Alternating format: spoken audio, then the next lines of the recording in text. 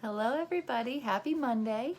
I have had a very productive day today. It was snowy this morning and so I kind of was able to snuggle in with a cup of coffee and my work, and I got a lot of work accomplished. So I'm very excited to be ending my day with sharing a story with you guys before I relax for the evening. So the chapter that we are reading today of the Boxcar Children is chapter number 8, A Swimming Pool at Last.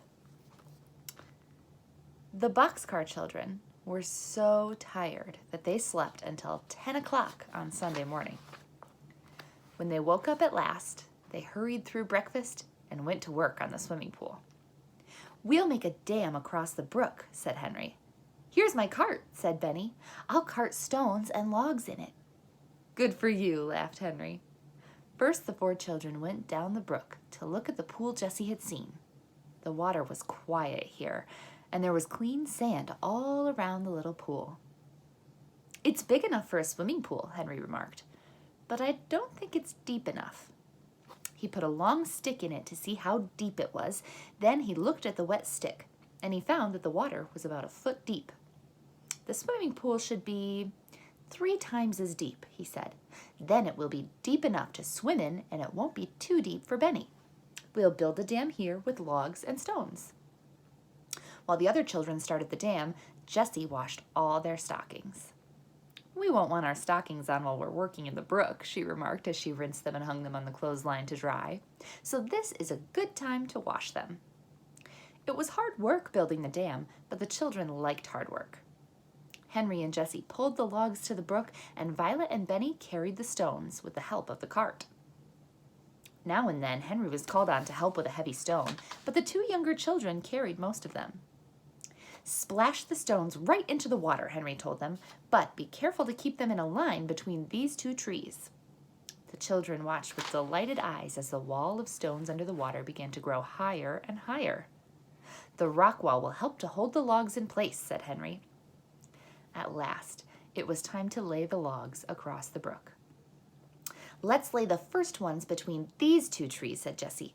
"Then the trees will hold both ends of the logs." "Good work," cried Henry, much pleased. "That's just what we'll do."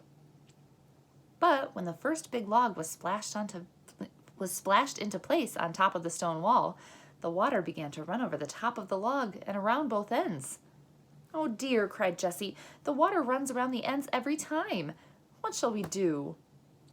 "We'll have to put lots of logs on, with brush in between them," said Henry. "We'll put on so many that the water can't get through." They laid 3 logs across, with 3 more on top of them, and 3 more on top of those. Violet filled her arms with brush and held it in place until each log was laid. Benny filled the holes at the ends of the logs with flat stones. Such wet children never were seen before, but the hot sun would dry them off, and no one cared. When the last 3 top logs were laid in place at last, the 4 tired children sat down to watch the pool fill. But Henry could not sit still as the water came higher and higher up the dam. "See how deep the pool is getting," he cried. "See how still it is." At last the pool was full, and the water came over the top of the dam and made another waterfall. "Just like a mill dam," said Henry. "Now the pool is deep enough for all of us to swim in." "You boys can have the first swim," said Jessie. "We girls must go and get dinner. We'll ring the bell when we're ready." The boys splashed around in the pool while the girls made a fire and hung the kettle of brown stew over it, stirring it now and then. Violet cut the bread and then got the butter hard and cold out of the refrigerator. When everything was ready, Jessie rang the dinner bell. This bell was only a tin can from the dump, but Jessie had hung it on a tree with a string, and she rang it with a spoon. Then she got the ladle and began ladling out the stew. "That's the dinner bell," said Benny. "I know it is. Come, Watch. Don't you want some dinner?" Watch had had a swim too. He came out of the water and shook himself. The 2 boys put on their dry clothes and went to Sunday dinner. "Let me ring the bell again," said Benny. "I like stew even better today," said Henry, eating hungrily. "That's because we worked so hard," remarked Jessie. "Let's go for a walk in the woods this afternoon." "Oh, let's," cried Violet. "Let's go exploring again." The children washed the dishes and then started on their walk. As they went along, Watch began to bark. At first, the explorers were frightened. "Oh, what is it?" cried Violet. "Maybe it's a rabbit," said Henry. Then they saw a hen running away through the woods.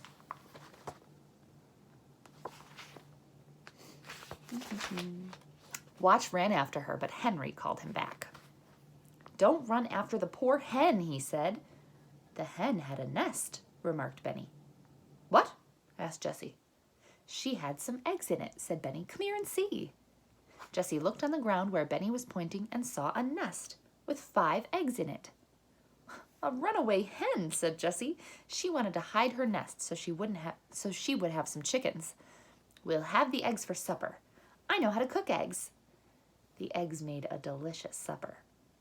Jessie put them in a bowl with a little salt, and Violet took a spoon and stirred them as hard as she could. "Put in some milk, Violet," said Jessie, "and stir them some more." Henry started up the fire. The big kettle was hung over the fire, and Jessie put in some butter.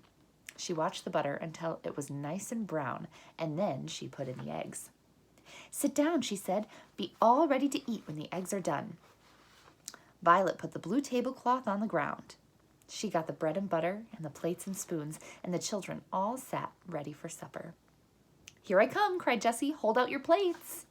"Oh, Jessie," cried Benny, "this is the best meal I ever ate. I found the eggs and you cooked them." "Yes, you did, Benny," said Henry. "Thank you for a fine meal."